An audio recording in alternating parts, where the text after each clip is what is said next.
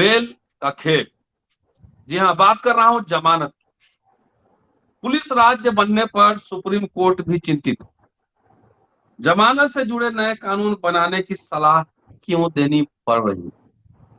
दोस्तों, रतनलाल बोल रहा हूं। काम की बात में आपका स्वागत है और पेश है अम्बेडकर नामा। आप जानते हैं कि भारत में जो मुकदमे होते हैं उसे बेल देने में बहुत तरह का इफ एंड बट है। एक ही धारा में कहीं पे बेल दे दिया जाता है, कहीं पे नहीं दिया जाता है। यूनिफॉर्म लॉ इस पर नहीं है। आखिरकार सुप्रीम कोर्ट भी चिंतित है। तमाम पहलुओं पर चर्चा करने वाला हूं आगे तकरीबन आधा घंटा और उससे भी ज्यादा। और हमारे साथ है वरिष्ठ पत्रकार और एडवोकेट जेपी सिंह साहब, और उनसे ही जानने की कोशिश करेंगे कि आज तक अब तक दुनिया के कई देशों में बेल के लिए एक रूल बना हुआ है, जमानत के लिए एक रूल बना हुआ है, लेकिन भारत में ये 2022 में आके ये चर्चा शुरू हो रही है। क्या इसका संदर्भ है? इतिहास क्या है? कैसे समझे इस बात को और इसके क्या मायने हो सकते हैं? भारत में लाखों की संख्या में ऐसे कैदी हैं जिनका मामला विचाराधीन है, कहीं बेलर नहीं मिलता है, कहीं कुछ टेक्निकल वजहों से लाखों की संख्या में। और उसमें भी से भी ज्यादातर जो है वो एक आंकड़ा तो हमने पता किया था बिहार का, कम से कम उसमें ज्यादातर दलित, पिछड़े, आदिवासी, मजदूर तरह के लोग हैं। बड़े लोग लंबे समय तक वहां नहीं रहते हैं। ये तमाम पहलुओं को समझने की कोशिश करेंगे वरिष्ठ पत्रकार, संपादक, एडवोकेट जेपी सिंह साहब से। स्वागत है सर अम्बेडकर नामा में। नमस्कार। जी। कैसे हैं सर? क्या कैसे देख रहे हैं? आप तो एडवोकेट भी हैं, बस इसलिए 2 in 1 है आप। आपसे नहीं बात सर, करने में हैं तो सहूलियत हो पत्रकार ही जाती है। लेकिन एडवोकेट भी। मतलब वकालत किए हैं, रजिस्ट्रेशन कराए थे, लेकिन हमने तो पत्रकारिता चुना, वकालत का रास्ता नहीं चुना। जी बहरहाल देखिए, ये हमेशा से सुप्रीम कोर्ट कहता है कि जमानत नियम है और जेल अपवाद है, जी जो निर्दोषता के अनुमान को नियंत्रित करने वाले सिद्धांत के साथ है। यह मौलिक प्रावधान है। स्वतंत्रता की सुविधा के रूप में अनुच्छेद 21 का मूल इरादा है।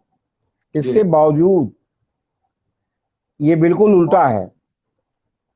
जमानत अपवाद हो गया है हम्म। और जेल जो है वो क्या कहते हैं, नियम हो गया है। सुप्रीम कोर्ट ने एक बार नहीं कई बार, हाई कोर्ट ने एक बार नहीं कई बार एक जो है आपका वो भी क्या कहते हैं लगा दिया है, मतलब निर्देश भी दे रखा है कि 7 साल से कम की सजा में गिरफ्तारी नहीं होनी चाहिए, और अगर गिरफ्तारी होती है तो उसमें बाकायदे लिखित कारण बताया जाना चाहिए कि क्यों गिरफ्तार किया गया। लेकिन लिखित कारण कौन देखेगा जब आप 7 साल से कम की सजा? अच्छा, फिर जब आप सजा के लिए एफआईआर होती है और जो है एफआईआर में जब आप गिरफ्तार करने जाते हैं तो आप 13 ठो फर्जी धारा भी लगा देते हैं उसमें, ताकि जो है क्या कहते हैं, मतलब वो इस तरह का हो कि ताकि जो है गिरफ्तारी ना हो। या आप कहेंगे साहब ये गिरफ्तारी हो, आप कहेंगे साहब ये 7 साल वाले से ऊपर की सजा का भी इसमें धारा लगी हुई है। ये दूसरी बात है, क्योंकि जिस समय आप पकड़ करके किसी को ले जाते हैं जी उस समय ये नहीं देखा जाता कि आपने वो अपराध किया है कि नहीं किया है। शामिल बाजा की तरह शामिल धारा होती है। जैसे एक बाजे में या एक कोरस में कई बाजे एक साथ बजते हैं, उसी तरह ये जो पुलिस एफआईआर करती है तो उसमें कई तो धारा भी साथ साथ लगाती है। अब जी। वो धारा का इंग्रेडिएंट उनके एफआईआर में बनता है कि नहीं बनता, ये जब चार्ज लगने की स्टेज आती है तब जो है ये डिसाइड होता है। या जो जो पकड़ा गया या जिसके खिलाफ एफआईआर हुई वो सुप्रीम कोर्ट में 482 में क्वेश करने पहुंचा, तब वहां देखा जाता है कि ये, और वो कहता है साहब ये धारा लगाई गई, इसका तो जो है कोई अपराधी हमने नहीं किया। तो कहने का मतलब ये है कि एक और कानून बनता है, जो दूसरी ओर पुलिस जो है क्या कहते हैं उसका दुरुपयोग करती है। मुद्दे की बात यह है कि अभी तक विपक्ष, विशेषकर कांग्रेस, बुद्धिजीवी, एक्टिविस्ट, आम नागरिक और कानूनविद लगातार ये आरोप लगा रहे थे, चाहे वो आपस की बहस में लगाएं, चाहे वो अपने लेखनी में लगाएं, चाहे सोशल मीडिया पे लगाएं, कि सरकार, मोदी सरकार लोकतंत्र खत्म करके देश को पुलिस राज में बदलने का जो है कुचक्र कर रही है। लेकिन अब उच्चतम न्यायालय ने जिस तरह इस पर चिंता व्यक्त की है कि लोकतंत्र में यह धारणा बहुत खतरनाक है कि हम एक पुलिस राज्य बन रहे हैं, क्योंकि दोनों एक दूसरे के वैचारिक रूप से विपरीत हैं, बहुत महत्वपूर्ण और बहुत खतरे की घंटी के रूप में है। आपसे बता रहे सवाल है कि अभी तक तो हम लोग कहते थे कि साहब आप पुलिस स्टेट बना रहे हैं, जरा जरा सी बात पर आप फर्जी मुकदमे करके गिरफ्तार कर ले रहे हैं। अगर हमने किसी नेता की व्यक्तिगत आलोचना की और अगर वो किसी प्रभावशाली पद पर बैठा है, मुख्यमंत्री के रूप में बैठा हुआ है, प्रधानमंत्री के रूप में बैठा हुआ है, हमने प्रधानमंत्री की आलोचना नहीं की, हमने किसी नेता के क्रियाकलाप की आलोचना की, तो हमारे ऊपर जो है देशद्रोह का मुकदमा, यूएपीए का मुकदमा इस तरह के लगा दिया जाता है। और जब तक हम झड़ाते फुकाते रहेंगे तब तक हमारी जमानत नहीं होगी। काफी लंबे अरसे बाद जाके जमानत होगी। आप मान लीजिए 12 साल 15 साल बाद आपने कहा कि नहीं, इनके ऊपर कोई अपराध सिद्ध नहीं होता, तो 12-15 साल जो हमने जेल में काटा वो तो भाई अगर हम जमानत पर रहते तो भी आप ये मुकदमा चलता है। ऐसा तो है नहीं कि जमानत होने के बाद मुकदमा खत्म हो जाता है। फिर एक ऐसा तर्कहीन, मतलब आप समझिए कि वो प्ली दिया जाता है, तर्क दिया जाता है, मतलब अर्थहीन तर्क दिया जाता है, साहब हम गवाहों को प्रभावित करेंगे, हम इतने बड़े शक्तिमान हैं कि हम जो है वो क्या कहते हैं गवाहों को प्रभावित कर लेंगे। वो भी गवाह जो स्टेट की तरफ से हैं, जो देशद्रोह और यूएपीए जैसे संगीन जो है अपराधों में जो है क्या कहते हैं जो गवाह हैं, जिनको पुलिस जो है वो बिल्कुल पक्का गवाह के रूप में प्रस्तुत करती है, उनको हम कैसे प्रभावित कर लेंगे। फिर जब हमारे ऊपर लगा तो गवाह कैसे प्रभावित होते हैं, या तो हम जो है बिल्कुल आपराधिक तत्व हों, या गुंडा तत्व हों, या हम पैसे वाले माफिया हों कि हम पैसा देके गवाहों को खरीद लेंगे। तो मतलब ये तर्क दिया जाता है और इसको अदालतें भी सुविधाजनक रूप से मान लेते हैं, क्योंकि खाता न भाई जो सरकार कहे वो सही, ये स्थिति है सर। तो अब इसमें ये जो इन्होंने तमाम डायरेक्शन भी दिए हैं और कोर्ट से कहा कि भाई सीधे सीधे एक जमानत का मामला जो है वो जमानत का कानून बनाइए ताकि सीधे सीधे डिसाइड हो कि जमानत या नहीं जमानत। अब देखिए इसको आप चीफ जस्टिस ने कुछ दिन पहले जो तमाम जांच एजेंसियां जो है तमाम मामलों में, जैसे पीएमएलए एक्ट के मामले में आपका, जैसे कि मान लीजिए जो जितने भी राजनीतिक या इस तरह के मामले हैं उसमें पहले पुलिस सीबीआई की जो है छापा पड़ता है, इनकम टैक्स का छापा पड़ता है, उसके बाद उसमें एनआईए का प्रवेश हो जाता है, एनआईए के बाद एनसीबी आरबी आ जाती है, साहब एक पुड़िया यहाँ स्मैक भी मिला है या गांजे वाली सिगरेट भी मिली है। तो इस तरह एक के निकले दूसरे, दूसरे के निकले तीसरे, तीसरे के निकले चौथे। तो चीफ जस्टिस को कहना पड़ा था कि इसके लिए एक अम्ब्रेला कानून होना चाहिए, एक अम्ब्रेला संस्था होनी चाहिए जहां एक बार मामला जाए तभी डिसाइड हो जाए कि इस आदमी के खिलाफ क्या क्या है।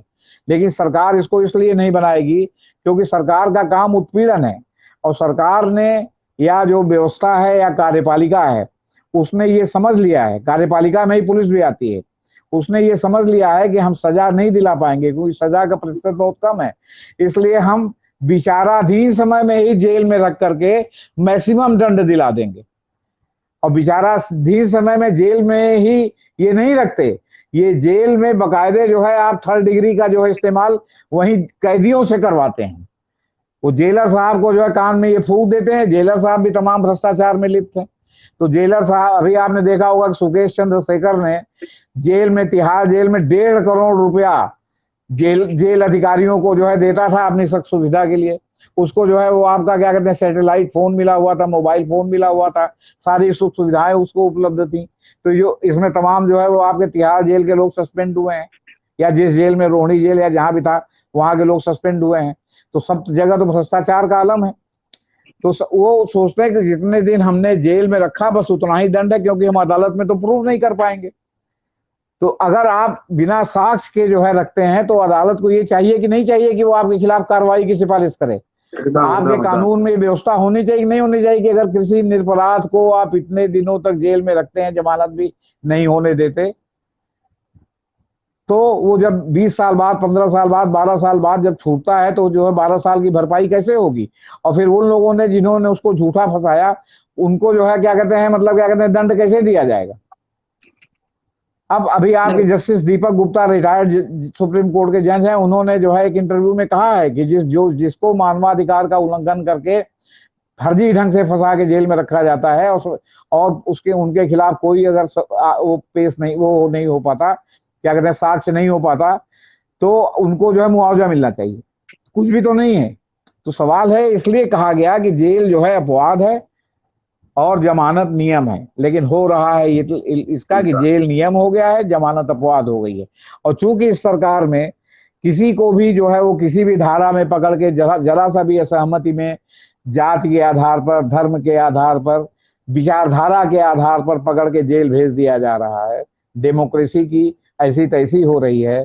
तो ऐसे समय में जेलों में आपके कैदियों की संख्या बहुत ज्यादा बढ़ गई है।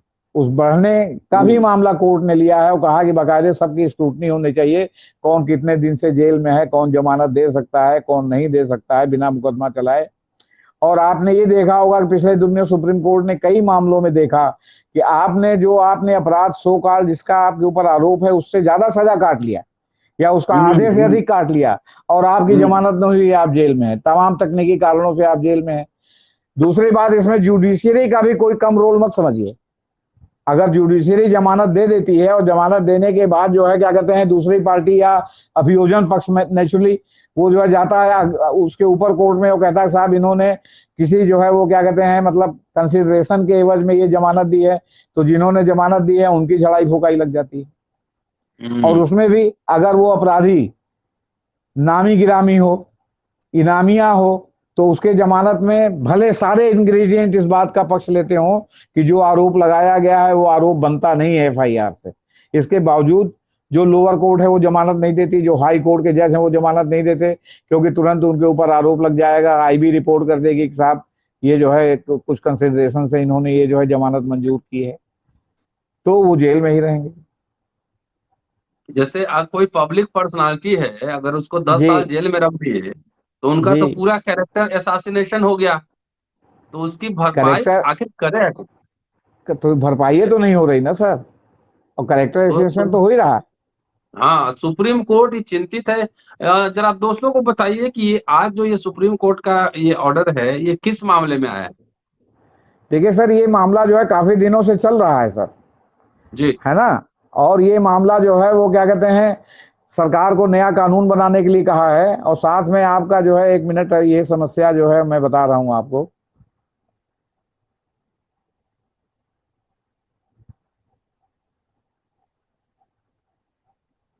अब पार्टी का नाम सर थोड़ा जो है वो मतलब कंफ्यूजन में अच्छा, कोई है नहीं, ना। आप थोड़ा हाँ, संदर्भ और बता ये, दें। हाँ ये संदर्भ है तमाम राज्यों में जो विचाराधीन कैदी बंद हैं, जो जमानत हम्म। नहीं हो रही है। ये इन सब संदर्भों में जो है क्या कहते हैं मतलब ये आपका समझ लीजिए कि है। उसमें तमाम उन्होंने कोर्ट लॉ भी दिया है कि किसमें कहा गया है, किसमें क्या कहा गया है ना। और हम्म। आपका ये जो है आपके पीठ जो है ये आपके जस्टिस एस के कौल, संजय कृष्ण कौल और जस्टिस सुंदरेश की पीठ है ये। अच्छा। जी। पार्टी का जो है वो जो मतलब केस बनाम केस जो है ये जरा इस समय हमारे स्मरण से उतर गया है आपसे। लेकिन ये कि हम किस, मुझे लगता है कि ये बहुत ही महत्वपूर्ण मसला है, क्योंकि नहीं भारत इसमें में दो। ये कंटिन्यूएशन में है सर। अभी ये खारिज वो नहीं हुआ कि फाइनल जजमेंट आ गया है। जी जी, अभी और कंटिन्यूएशन में। जगहों से सब रिपोर्ट मांगी गई है, आपसे बता रहे। जी जी। नहीं, इसमें इसमें जैसे पुलिस जो है कई बार प्रेशर में काम करती है, एक ही धारा में कुछ लोगों को गिरफ्तार करती है, कुछ लोगों को छोड़ देती है, गिरफ्तार नहीं करती है, तो इसको क्या इस पे भी लगाम लगेगा? देखिए सर, इस पे लगाम नहीं लग सकता। जी। इस पे लगाम नहीं लग सकता। इस पे लगाम इसलिए नहीं लग सकता कि विवेकाधीन अधिकार भी होता है। जी। अगर किसी पर बिल्कुल आपका फिक्स्ड जो है वो व्यवस्था नहीं है, आपके क्या कहते हैं मतलब उसकी सुप्रीम कोर्ट ने जिसपे फाइनली डिसाइड करके एक जो है वो क्या कहते हैं बाध्यकारी निर्देश नहीं जारी किया है, तब तक ये जो है विवेकाधीन अधिकार है। विवेकाधीन अधिकार का प्रयोग कोई कैसे भी कर सकता है। जमानत हम्म। देता है विवेकाधीन अधिकार को कानून के रीडिंग से, तो उसके ऊपर एक तलवार लटकती रहती है कि उस पर कहीं घूस लेने का या किसी अन्य कंसिडरेशन से जमानत देने का मामला न बनता हो। और अगर जो है उसने जमानत नहीं दिया, तब तो उसने जमानत नहीं ही दिया, फिर तो उसके खिलाफ कोई कार्रवाई कहां से होगी आप ये बताइए। उनके विवेकाधीन में था कि हम जमानत नहीं देंगे, तो क्या कर लेंगे। ये ढीला ढाला टाइप का मामला है। बहुत चीजों को सुप्रीम कोर्ट ने भी ढीले ढाले ढंग से छोड़ दिया। एक फिक्स मामला नहीं है कि ये इंग्रेडिएंट फिक्स होता है तो आपने जमानत दे दिया, ये नहीं फिक्स होता जमानत नहीं दे दिया। यहाँ ऐसे ऐसे हम्म। जज भी हैं कि जो जमानती आपका अपराध है जिसमें श्योर है कि इसमें जमानत मिलेगी, उसमें पुट अप टुमारो लिख देते हैं फिर वकील साहब हल्ला गुल्ला करते हैं, या अगर ज्यादा तेज हुए, ज्यादा पार्टी तेज हुई तो तुरंत डिस्ट्रिक्ट जज के पास जाती है कि साहब ये जमानती अधिकार है, इन्होंने पुट अप टुमारो कर दिया है। तो और नहीं तो जो नहीं जाता उसका पुट अप टुमारो, तो एक दिन तो जेल चला ही गया न्यायिक हिरासत में। भारत में कन्विक्शन रेट कम है और 2/3 जो कैदी हैं विचाराधीन है। भारत जी जैसे मुल्क के लिए 2/3 कैदी विचार बहुत बड़ी संख्या है। और जी मैं बिहार का रहने वाला हूं, मैं जानता हूं कि जेल में कैदी कैसे रहते हैं, कैसे एक ही रूम में ठेल ठाल के किस तरह से रखा जाता है, वो सब हम जानते हैं। ये जो जी आंकड़े मंगवाए जा रहे हैं विचाराधीन जी कैदियों के, जी। तो इसका इम्प्लीकेशन क्या होगा? नहीं, आंकड़े जो मंगाए जा रहे हैं विचाराधीन कैदियों के, तो कुछ तो डायरेक्शन सुप्रीम कोर्ट ने दिया है अभी जमानत वाले मामले में। जी। सरकार से भी कहा कि आप नया कानून बनाइए, उनके लिए भी कहा कि आप ये देखिए कि ये होता है कि नहीं, आपका सेक्शन 41 का जो है वो अनुपालन है कि नहीं है, उसका उसमें हम्म, है कि नहीं, तो आप इसमें जमानत दीजिए, उसमें जमानत दीजिए, दुनिया भर की चीजें कही हैं। अभी जब तक हम्म, इसका फाइनल वर्डिक्ट नहीं आता और सरकार कुछ इस पर नहीं करती, तब तक इसका जो है मामला ये है कि कवायद चल रही है। क्योंकि हमेशा हम्म, जो है हो रहा है कि जेल में जितने दिन की सजा है उससे ज्यादा काट चुके लोग। जब आप न्यायिक सुधार नहीं करेंगे, जब आपको पर कैपिटा जजों की संख्या आप नहीं बढ़ाएंगे, आपके जो स्ट्रेंथ है उसकी भी आप 60% के बाद 40%, 30 से 40% आप जजों के पद खाली रखेंगे। आप जो है वो जो फास्ट ट्रैक है उसको आपने समाप्त कर दिया कि इस बजट के अभाव में आपके पास फास्ट ट्रैक नहीं है। देखिए, मैंने लॉ करने के बाद कुछ दिन जो है वो जो है पत्रकार बनने के पहले वकालत की थी क्रिमिनल सेशन ट्रायल की। तब ये फास्ट ट्रैक न होते हुए भी ये नियम था कि जब सेशन ट्रायल लगता था तो सेशन ट्रायल में 3 दिन, 4 दिन, 5 दिन का लगातार समय दिया जाता था, ट्रायल देख के, गवाहों की संख्या देख के, और लगातार एक के बाद एक गवाही जिरह होता जाता था। कोई कोई मान लिया कि जब जिरह नहीं हो पाया तो वकील साहब ने, जो दूसरे पक्ष के वकील हैं अभी मैंने डिफेंस के, उन्होंने टाइम ले लिया, और उसके बाद जो है वो समझ लीजिए कि लगभग सारी गवाही खत्म हो जाती थी, बचती थी ज्यादातर आईओ की गवाही। क्यों? क्योंकि इंक्वायरी अफसर हो सकता है कहीं ट्रांसफर हो गया तो उसके आने में थोड़ा टाइम लगता हो, तो एक डेट दे दी जाती थी कि इस डेट पर आईओ आए। आपके मेडिकल की भी वो सब हो जाता था, आपका सीएम जो आपका जो है पोस्टमार्टम या ये सब किए रहता था वो भी आ जाता था, और ये केस उसके बाद 5 दिन 10 दिन में डिसाइड हो जाता था। अभी क्या है, अभी एक आदमी की गवाही हुई, आधी गवाही हुई, अब आधी के लिए कोई डेट लग गई, फिर आधी हुई, फिर आधी के बाद कोई डेट लग गई। पर कैपिटा जजों की संख्या हमारे देश में बहुत कम है हम्म, और देशों की तुलना में। जितनी जी। आबादी है उसके हिसाब से जज नहीं है, और आबादी के हिसाब से अपराध का ग्राफ भी बढ़ता है। अगर बढ़ा भी, मान लीजिए कि उतना ही परसेंट रहा, परसेंट में हो सकता है आपको बढ़ा हुआ ना दिखाई पड़े, लेकिन संख्या में बढ़ जाता है क्योंकि आबादी बढ़ गई है। जी। उसके लिए जो जज लोअर कोर्ट से लेके हाई कोर्ट तक नहीं है पर कैपिटा, उस हिसाब से देखेंगे तो आप सुप्रीम कोर्ट में भी जजों की संख्या जो है कम से कम 100 होनी चाहिए। आपसे बता रहे, कम से कम 3 गुना अधिक होनी चाहिए, तब जाकर के वास्तव में जो है मतलब मामलों की सुनवाई हो सकेगी। तो अब उसमें भी सुप्रीम कोर्ट छोड़ के हाई कोर्ट और जो लोअर कोर्ट है उसमें 40%, 60%, 65% से ज्यादा जो है ऑक्यूपेंसी आपके जो है वो जजों के पदों की नहीं है, खाली है पद, वो भरे नहीं जा रहे हैं।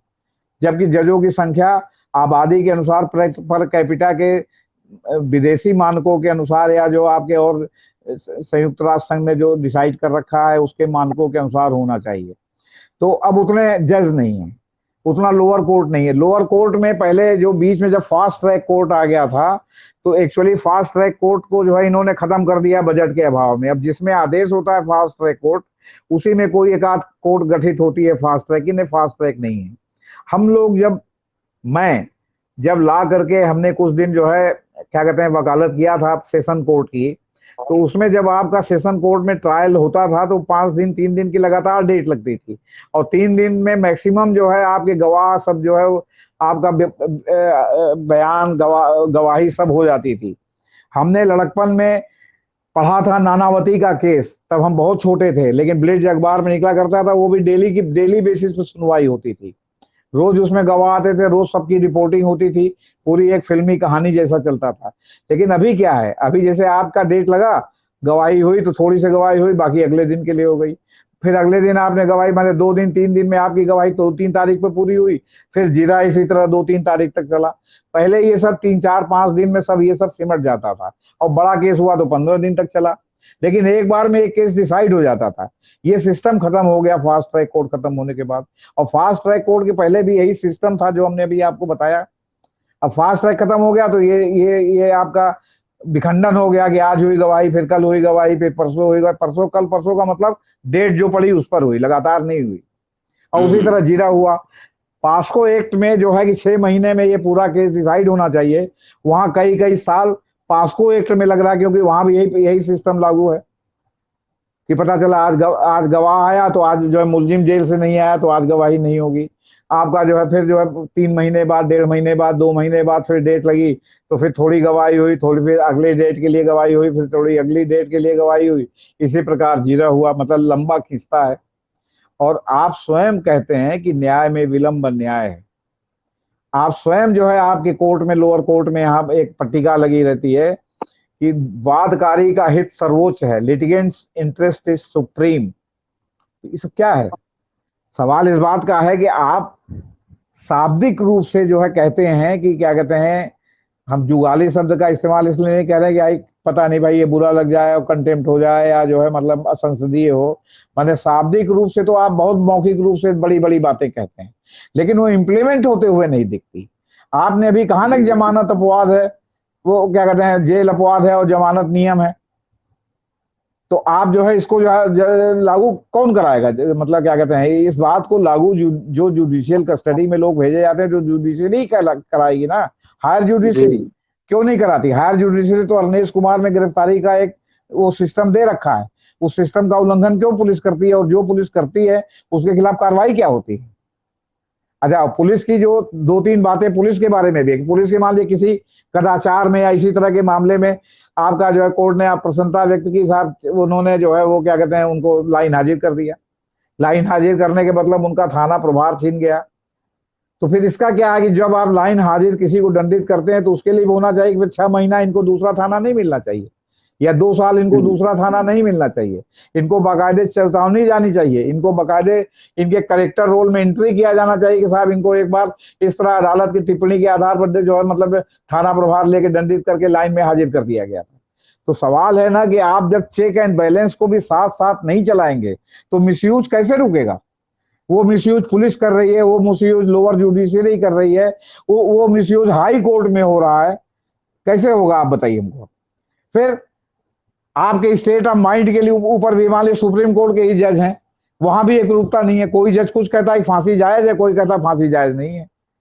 ये बहुत हार्श है, रेयरेस्ट ऑफ द रेयर हो गया। अभी एक जज साहब ने फांसी की सजा की पुष्टि की पास्को मामले में, तो उसमें जो है उन्होंने कहा कि नहीं रेयर ऑफ द रेयरेस्ट है और फांसी की सजा हाई सुप्रीम कोर्ट ने खत्म नहीं की है।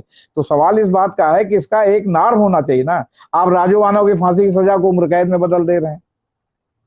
आप जो है वो तमिल जो है जो जिन्होंने राजीव गांधी की हत्या की, आप टेक्निकल आधार पर उनको उसको आप उसमें बदल दे रहे हैं।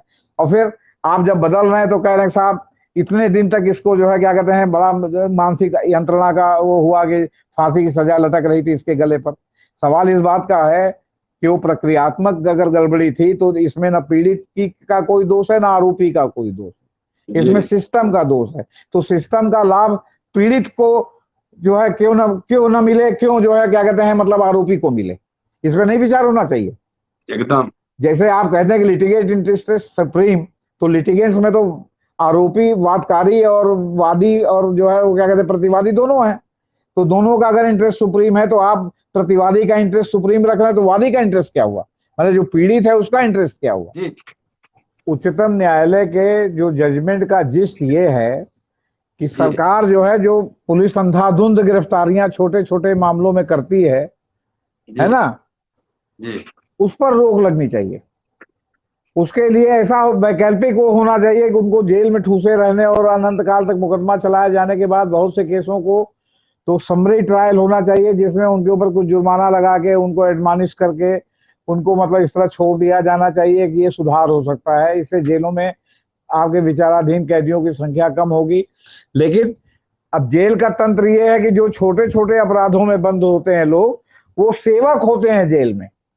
उनसे जी लेटरिन साफ कराया जाता है, उनसे गोबर साफ कराया जाता है। जिनकी पैसा पे करने की क्षमता नहीं है, वो समझ लीजिए कि जो सबसे निम्नतम काम जेल में होता है नौकरों वाला, वो उनसे कराया जाता है। वो जो है वो जो पक्के हैं, जो और जो आपके क्या कहते हैं पैसे वाले हैं, उनके को व्यक्तिगत नौकर के रूप में वो मुहैया हो जाते हैं, उनके शरीर की मालिश करते हैं, उनकी सेवा शुश्रूषा करते हैं वगैरह वगैरह। तो सवाल इस बात का है कि जब अदालत में बरसों मामला झूल रहा है और छोटे छोटे अपराधों में, और उसके लिए वो जो है क्या कहते हैं जेल में बंद है, ये कोई जो है मतलब न्याय नहीं है। अब आप ये समझिए कि लगभग 5 लाख कैदियों में से 4 लाख ऐसे हैं जिनके अपराध अभी तक सिद्ध नहीं हुए हैं, अदालत ने उन्हें अपराधी घोषित नहीं किया है, उन पर मुकदमे अगले 5-10 साल तक चलते रह सकते हैं, और उनमें से ज्यादातर लोग अंत में बरी हो जाते हैं। तो आप उनको सजा भी नहीं दिला पाते, उनको कोई फिर उसके बाद मुआवजा भी नहीं होता, उनकी जो सामाजिक प्रतिष्ठा गिरती है वो अलग गिरती है, उनको जल्दी फिर नए जगह काम नहीं मिलता। जो लोग जानते हैं कि सजा याफ्ता है, कैदी हैं, जेल में रहे, और जल्दी उनको अपने यहाँ काम पे नहीं रखते। मतलब एक प्रकार से वो आपके यहाँ जो है वो 2M दर्जे के नागरिक, तो ऐसे भी बहुत से श्रेणी के लोग हैं, लेकिन वो भी 2M 3M दर्जे के नागरिक बन जाते हैं।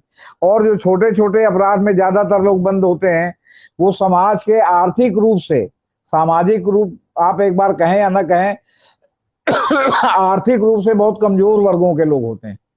जी अगर सवर्ण भी होते हैं तो ज्यादातर भूमिहीन होते हैं, ज्यादातर उनके घर में कोई कमाने वाला नहीं होता है। आपके दलित ओबीसी भी होते हैं, तो उनमें भी जो है ज्यादातर यही है जो पैरवी नहीं कर पाते, जिनके पास वकील को पैसे देने के नहीं है, जिनके पास अदालत का टिकट लगाने का पैसा नहीं है। तो ये इस तरह है। तो इसलिए मामूली संदेह में जो लोगों को पकड़ लिया जाता है, हालांकि धारा 41 कहती है कि ये अपराध दर्ज है तो आप गिरफ्तार कीजिए, लेकिन अब इसके बाद सुप्रीम कोर्ट की रूलिंग आ गई ना कि मतलब 7 साल से कम की सजा में आप गिरफ्तार मत कीजिए, गिरफ्तार कीजिए तो आप बताइए। तो आप अब बताइए, अब सवाल है कि 41 में तो ये कहा गया है कि दोषी व्यक्ति को पुलिस बिना वारंट गिरफ्तार कर सकती है, लेकिन अदालतें कई बार कह चुकी हैं कि जो 7 साल से कम की सजा हो, उसमें जब तक उसके भागने की संभावना ना हो, जब तक उसका जो है क्या कहते हैं और कुछ ना हो, आशंका ना हो, तब तक आप 7 साल से कम वाले को गिरफ्तार ना कीजिए। तो अब सवाल इस बात का है कि क्या क्या करेंगे आप, ये बताइए आप। तो इसके अलावा आपने हमसे एक बात पूछा था, वो मुझे याद आ गया। इस केस का नाम है सत्येंद्र कुमार अंतिल बनाम केंद्रीय जांच ब्यूरो। अच्छा। जी, सत्येंद्र तो कुमार अंतिल बनाम केंद्रीय जांच ब्यूरो। अच्छा, दूसरी बात जो मैंने बताया कि जजों की संख्या कम है, तो ये 3-4 साल पहले एक आंकड़ा आया था जिसमें था कि हर 10 लाख आबादी पर टोटल 19 जज हैं। लोअर कोर्ट में लगभग 23 से 40% तक पद लोअर कोर्ट में खाली हैं। हाई कोर्टों में भी आपका जो है वो क्या कहते हैं मतलब 40% या 40% से कम, 30%, 40% पद हाई कोर्टों में खाली हैं। दूसरी बात यह कि जिस तरह आबादी बढ़ी उसके हिसाब से हाई कोर्टों में संख्या नहीं बढ़ाई जा रही, और उस प्रकार जो है सुप्रीम कोर्ट में संख्या नहीं बढ़ाई जा रही, इसलिए जो है वो मतलब बहुत ज्यादा है। अब आज ही का देखिए, आज एक अश्विनी कुमार उपाध्याय ने फिर एक नई PIL दाखिल की। तो रमना साहब ने मना कर दिया, कहा एक बार पहले भी मैं कह चुका हूं, आप भी कह चुका हूं, आप जिस तरह रोज PIL दाखिल करते हैं तो आपके लिए एक स्पेशल कोड बनानी पड़ेगी जो केवल आपके PIL को सुने। तो अब आप बताइए, इस तरह के तो मुकदमे जो है वो क्या कहते हैं सुप्रीम कोर्ट को सुनना पड़ता है, जो असली मुद्दे हैं वो तो गौड़ हो जाते हैं। आज खानविलकर साहब ने एक और जो है वो क्या कहते हैं कमाल का जजमेंट दिया है, जो आपके कई साल पहले जो है आदिवासियों को इतनी नृशंस हत्या जो है वो क्या कहते हैं उन्होंने किया था, सुरक्षा बलों ने, उसपे जांच के लिए था कि भाई जांच के लिए जो हिमांशु कुमार ने याचिका दाखिल की थी, तमाम FIR है, तमाम ये है, उनकी तरफ से किस किस तरह से जो है उनके घर के लोगों को मारा गया, हाथ पैर काट दिया गया, मतलब इस तरह। अब उसमें जो है उन्होंने उसमें भी आज खानविलकर साहब ने न केवल खारिज कर दिया, 5 लाख रुपया जुर्माना हिमांशु कुमार पर लगा दिया। जी हम आपसे कह रहे हैं कि आपने सुप्रीम कोर्ट में जब ये मामला दाखिल हुआ 2009 में और 22 में आप फैसला दे रहे हैं और जांच के का मामला, आपने उसी समय क्यों आपने एडमिट किया? आपने क्यों नहीं कहा कि जो जांच हो गई वो फाइनल हो गई? क्यों 9 साल तक उनको झुला के रखा इस आशा में कि जो है क्या कहते हैं वो उनको न्याय मिलेगा?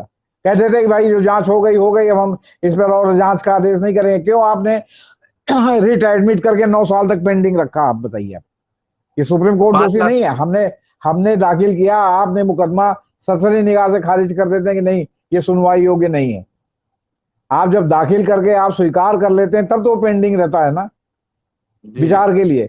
आपने उसी समय क्यों नहीं खारिज कर दिया? आपका भी समय बचता, हमारा भी समय बचता, हमारे ऊपर 5 लाख जुर्माना भी न लगता।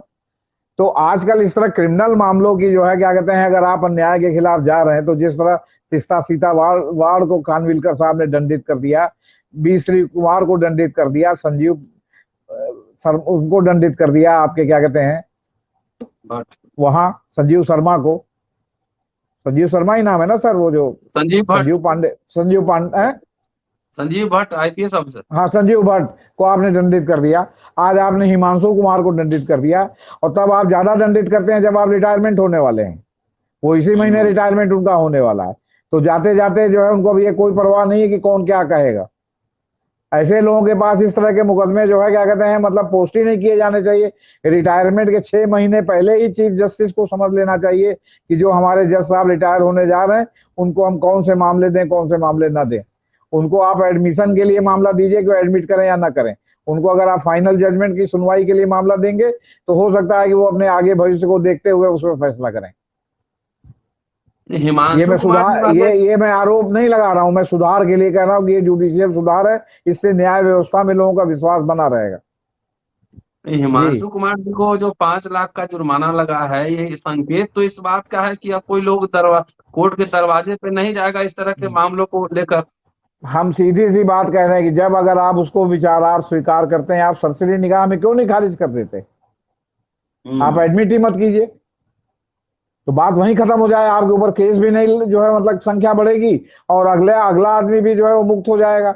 आखिर अश्विनी उपाध्याय को आपने आज नहीं सुना, लेकिन आपने उनका फाइन तो नहीं लगाया कि जो है आप रोज लेके जो है पीआईएल खड़े हो जाते हैं। आपके लिए जी। एक तो स्पेशल पीआईएल कोर्ट बनेगी, जबकि दूसरी बार जो है वो चीफ जस्टिस ने कहा आप एमएल शर्मा पर 1 लाख 2 लाख का जुर्माना लगा देते हैं, अश्विनी उपाध्याय पर क्यों नहीं लगाते? हम्म। आप एक बार जो है प्रशांत भूषण पर जो है एक बार इसी तरह सुप्रीम कोर्ट ने अटैक किया था, साहब ये पीआईएल के स्पेशलिस्ट हैं, पीआईएल का स्पेशलिस्ट होना क्या मतलब है? सवाल इस बात का है कि पीआईएल ऐसे मुद्दों को उठाता है तमाम जो अनप्लीजेंट मुद्दे होते हैं, या जो सरकार के पक्ष में पीआईएल होती है, वो सरकार के जो नहीं कर पाती संसद से, वो जो है उसको पीआईएल के माध्यम से कोर्ट को कंधा बनाने की कोशिश होती है।